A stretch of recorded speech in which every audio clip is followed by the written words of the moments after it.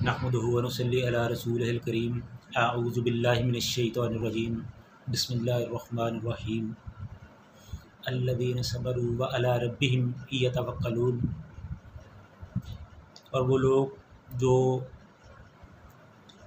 अपने रब के रास्ते में आने वाली तकलीफ़ों पर सब्र करते हैं और अपने रब पर कामिल भरोसा करते हैं। सदक़ल्लाहुल अज़ीम।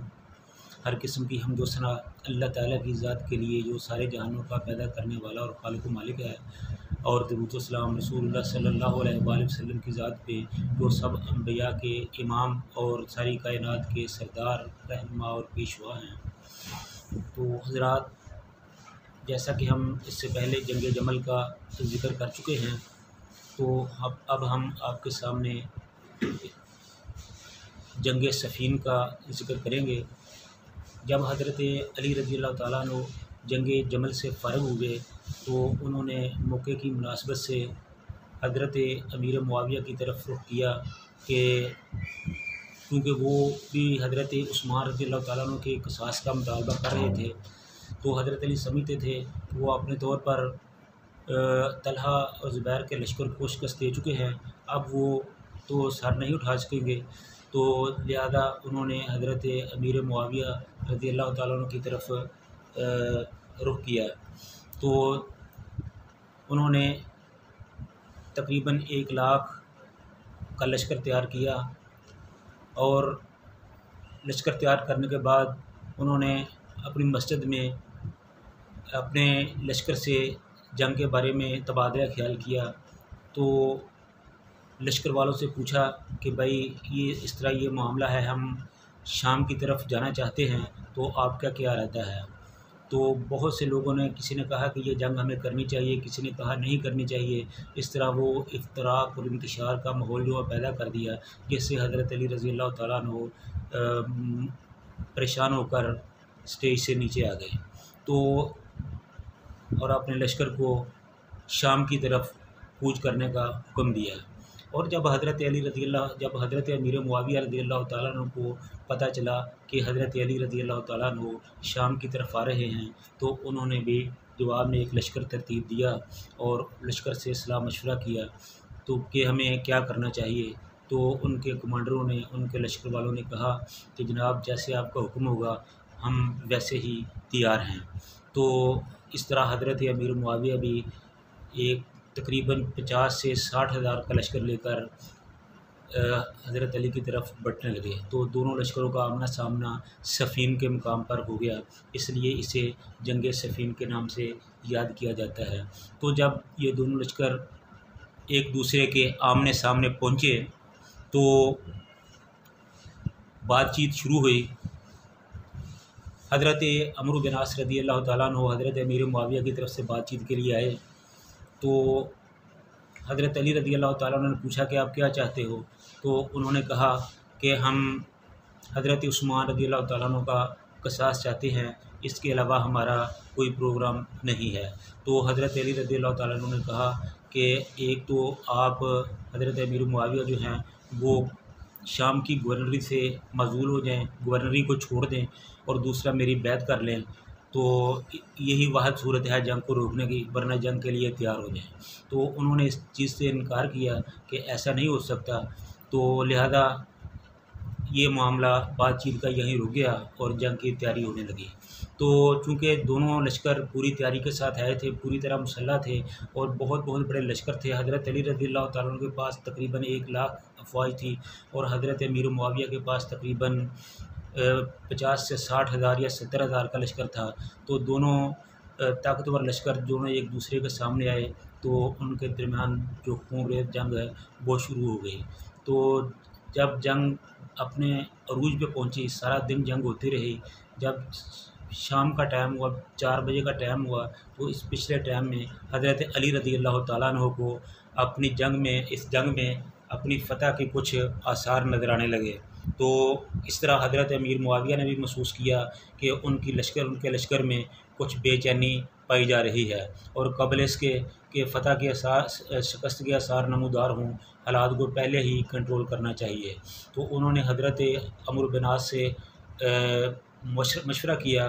तो उन्होंने कुरान पाक को लेकर नेज़े पे उठाया और लश्कर में आवाज़ें लगाना शुरू कर दी कि ए मुसलमानों, हमें जंग नहीं लड़नी चाहिए, इस कुरान पर हम सबको इकट्ठे होना चाहिए, हम का खुदा रसूल और कुरान एक है, हम एक मिलत हैं, लिहाजा हम जंग नहीं लड़नी चाहिए।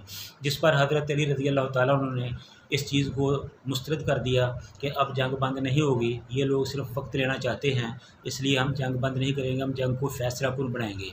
लेकिन बदकिस्मती से हज़रत अली रज़ी अल्लाह ताला अन्हु के जो कमांडर इन चीफ थे मालिक बिन उश्तर, उसने जंग बंदी का ऐलान कर दिया।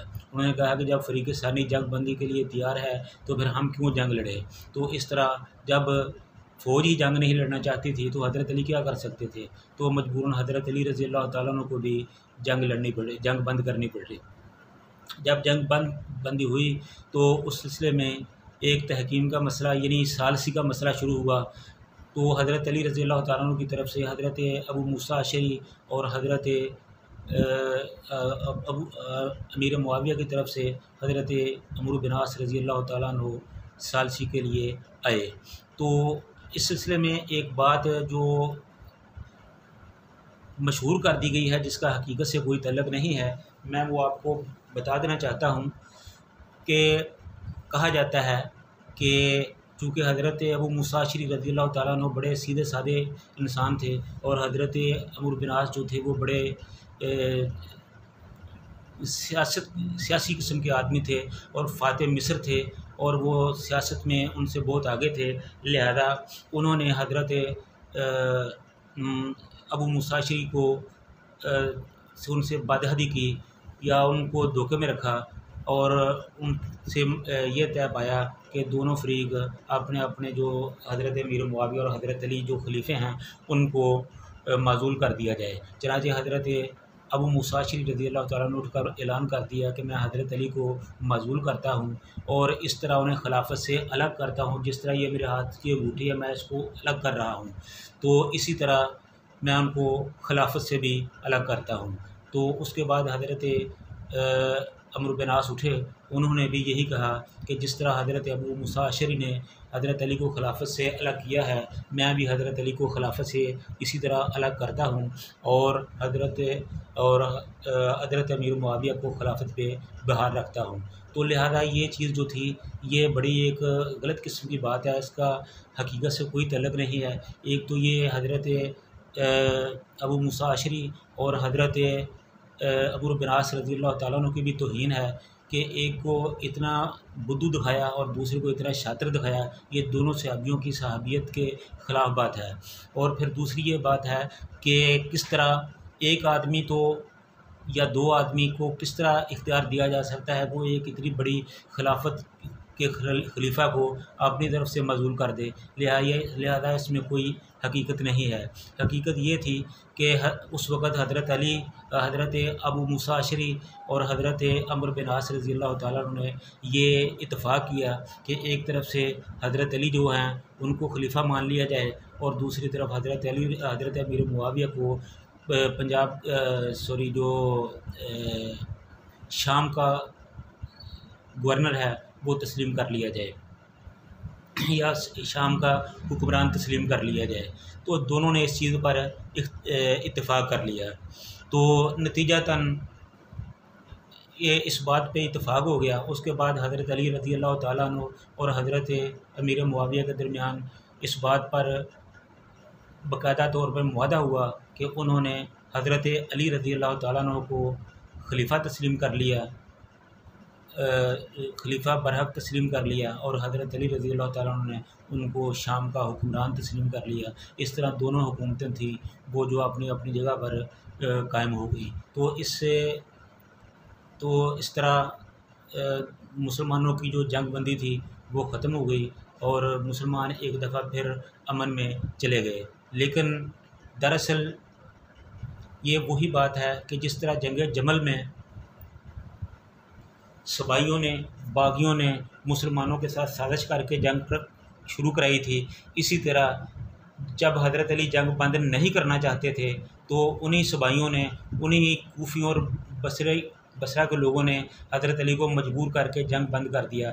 दरअसल उनका इस जंग सफ़ीन में जंगबंदी का मकसद ये था कि अगर हज़रत अमीर मुआविया को शिकस्त हो जाती तो फिर हज़रत अली गालिब आ जाते और जंग का फ़ैसला हो जाता। लेकिन वो नहीं चाहते थे कि कोई एक फ़रीक जीते, वो ये चाहते थे कि दोनों फ़रीक हमेशा आपस में एक दूसरे के साथ लड़ते रहें। चूँकि हज़रत अली रज़ी अल्लाह तआला अन्हु शुरू दिन से इन चीज़ों को समझते थे, लिहाजा जब ये ऐसा हुआ तो हज़रत अली रज़ी अल्लाह तआला अन्हु ने उनकी इस हिकमत अमली को समझते हुए, भांपते हुए हज़रत अली रज़ी अल्लाह तआला अन्हु को हुक्मरान तस्लीम कर लिया और इस तरह दोनों मुसलमानों के दरमियान मुस्तकिल तौर पर जंग बंदी हो गई। इधर जंग बंदी हुई और इधर जो कुफ़ी और बसरी थे, जो सबाई थे, उन्होंने हज़रत अली की हुकूमत को तस्लीम करने से इनकार कर दिया, उनके ख़िलाफ़ बगावत कर दी, क्योंकि उन्होंने जंग बंद करके हज़रत अमीर मुआविया को तस्लीम कर लिया था। लिहाजा उन्होंने कहा कि तुमने ऐसा क्यों किया है, आपको ऐसा इख्तियार ही नहीं था, तो लिहाजा हम आपकी हुकूमत को नहीं मानते। तो इस के बाद जो है वो जंग नहरवान का वाक़या पेश आया, वो इंशाअल्लाह अगर अल्लाह ने ज़िंदगी दी तो फिर किसी वक्त बयान करेंगे। तो फ़िलहाल हम अपनी मालूमात को इन्हीं अल्फाज पर इक्तफ़ा करते हुए ख़त्म करते हैं। अल्लाह ताला हम सब को दीन हनीफ पर अमल करने की तौफ़ीक़ अता फ़रमाए। व आख़िर दावाना अनिल हम्दुलिल्लाहि रब्बिल आलमीन।